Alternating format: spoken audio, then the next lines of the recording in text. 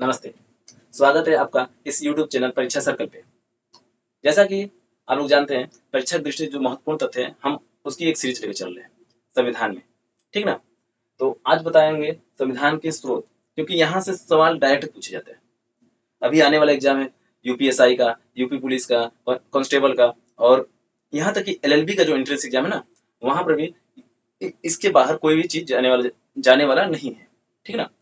तो अब देखते हैं, जैसे कि हमको पता है क्या-क्या किस-किस देश से क्या-क्या हमारे देश में संविधान जब बना था, तो कई सारे देशों का संविधान का अध्ययन किया गया था। लगभग कितने देशों का? 60 देशों के संविधान का अध्ययन किया गया था।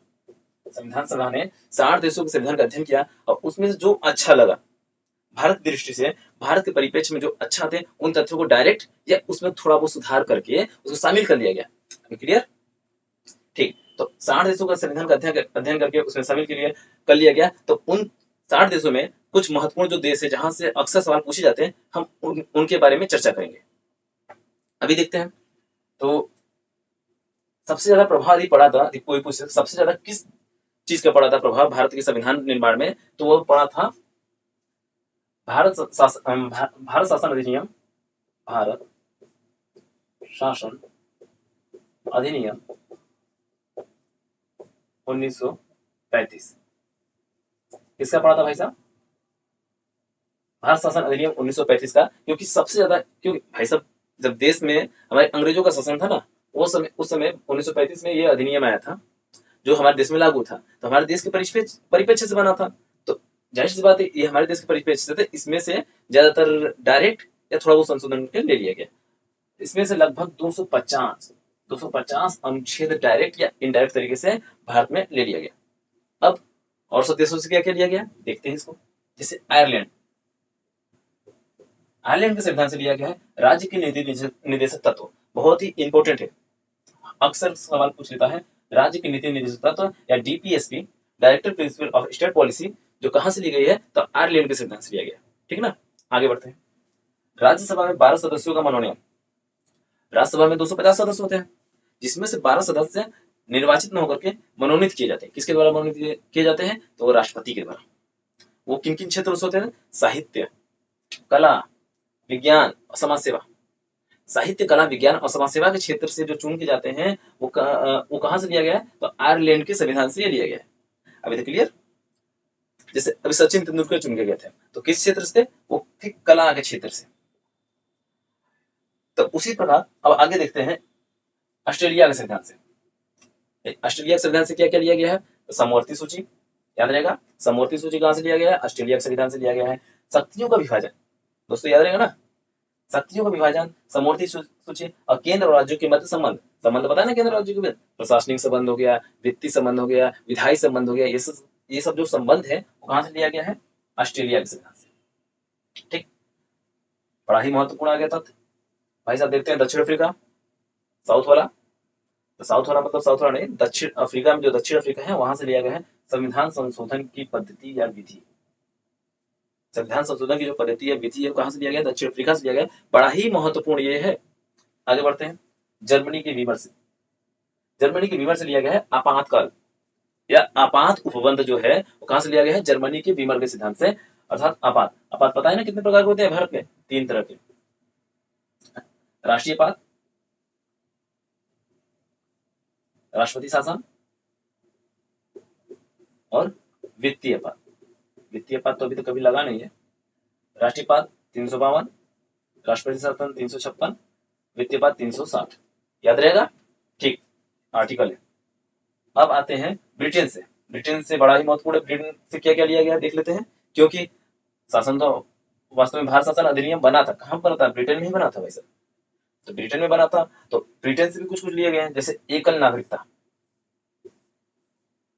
भाई कुछ देशों में दोहरी नागरिकता है, जैसे यूएस से, संयुक्त राष्ट्र अमेरिका में यहाँ पर दोहरी नागरिकता चलती है, लेकिन भारत में एकल नागरिकता है। पूरे हम लोग कहते हैं ना हम भारतीय हैं। तो यहाँ पर एकल नागरिकता जो हुआ कहां से लिया गया है? ब्रिटेन से लिया गया।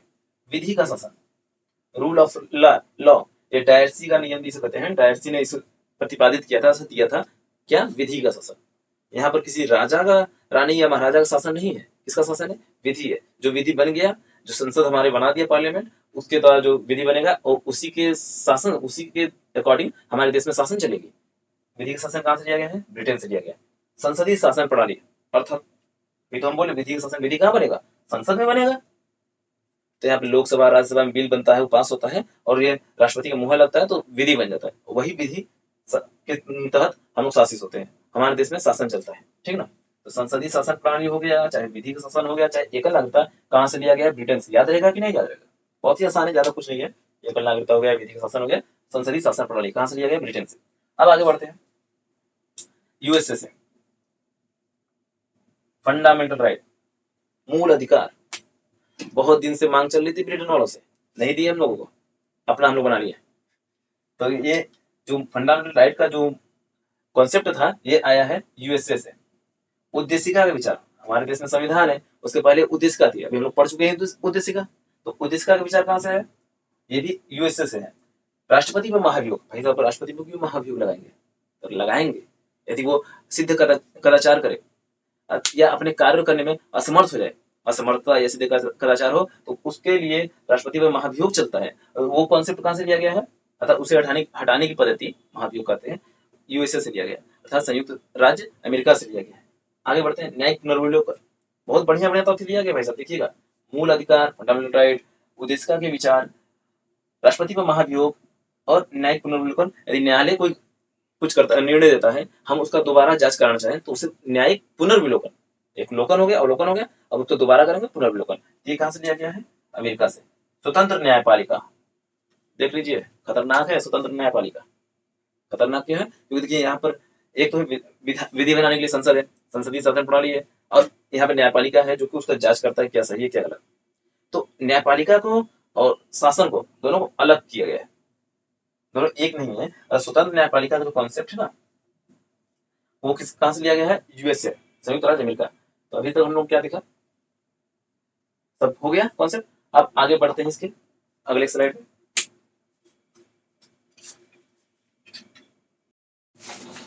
हाँ, तो अभी तक जो हमने बताया वहां तक तो क्लियर है। अब आगे बढ़ते हैं, यहाँ पर देखते हैं कनाडा से क्या क्या लिया गया। जो कनाडा है, कनाडा से लिया गया संघीय शासन प्रणाली। कैसी प्रणाली? संघीय। संघीय शासन प्रणाली का जो सिद्धांत है वो लिया गया कनाडा के संविधान से। फिर अवशिष्ट शक्तियां, ऐसी शक्तियां जो न संघ सूची में हो, न राज्य सूची में हो, न समवर्ती सूची में हो, उसे कहते हैं अवशिष्ट शक्तियां। वो कहां से लिया गया है? वो भी कनाडा संविधान से लिया गया। और सशक्त केंद्र, केंद्र कैसा होना चाहिए? मजबूत होना चाहिए। इसके बारे में जो सिद्धांत दिया गया है वो कनाडा के। तो कनाडा से क्या क्या लिया गया? 3 चीजें ली गई है, संघीय शासन प्रणाली, अवशिष्ट शक्तियों का सिद्धांत, और केंद्र जो है मजबूत होना चाहिए, सशक्त होना चाहिए। कहां से लिया गया है? कनाडा के से। अब देखते हैं जापान से। जापान से बहुत ही महत्वपूर्ण है, विधि द्वारा स्थापित प्रक्रिया। कैसी प्रक्रिया? जो विधि द्वारा स्थापित हो।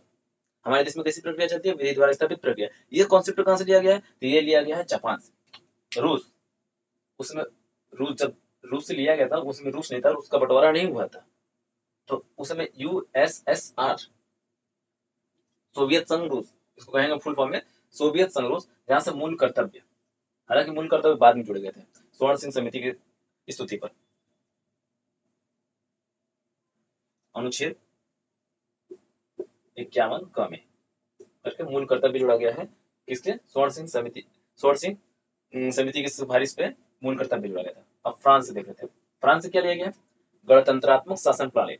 देखिए भाई साहब, ब्रिटेन में राजतंत्र था और संसदीय शासन प्रणाली था, क्योंकि वहां पर राजा, एक जो रानी महारानी है ब्रिटेन की, वो फिक्स है, वंशानुगत चली आ रही है। लेकिन यहाँ पर क्या है? गणतंत्र है।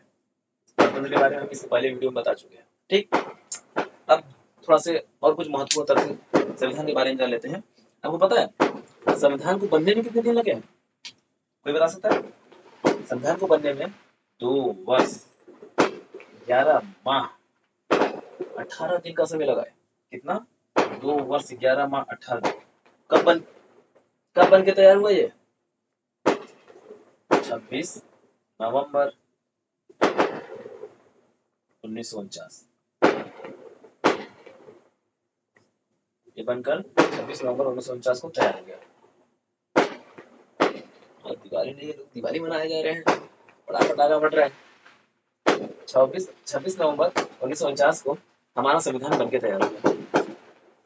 इसी दिन तत्काल प्रभाव से कुछ अनुच्छेद लागू करते हैं, जिसके लिए इस दिन विधि दिवस मनाया है। अर्थात विधि दिवस कब मनाया जाता है, क्वेश्चन पूछेगा विधि दिवस कब मनाया जाता है, तो 26 नवंबर को मनाया जाता है, याद रहेगा। ठीक। अच्छा, एक होता है कि भाई विधि दिवस इस दिन मनाया जाता है, जो वोट देते हैं ना, वोट, अर्थात जो मतदाता दिवस, मतदाता दिवस कब मनाया जाता है, याद रखिएगा 25 जनवरी, 25 जनवरी के दिन मतदाता दिवस मनाया जाता है और 26 नवंबर को विधि दिवस मनाया जाता है। एक सवाल और, 26, हाँ 60, याद रहेगा 60 देशों के संविधान का अध्ययन किया गया था, लगभग 64 लाख रुपए संविधान बनने में खर्च हुए थे। 63,97,729 रुपए लिख देते हैं पूरा पूरा,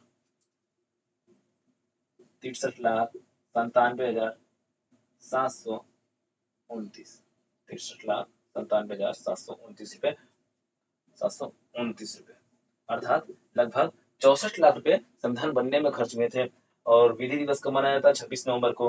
मतदाता दिवस कब मनाया जाता है, 25 जनवरी को, याद रहेगा ना। Thank you. अतः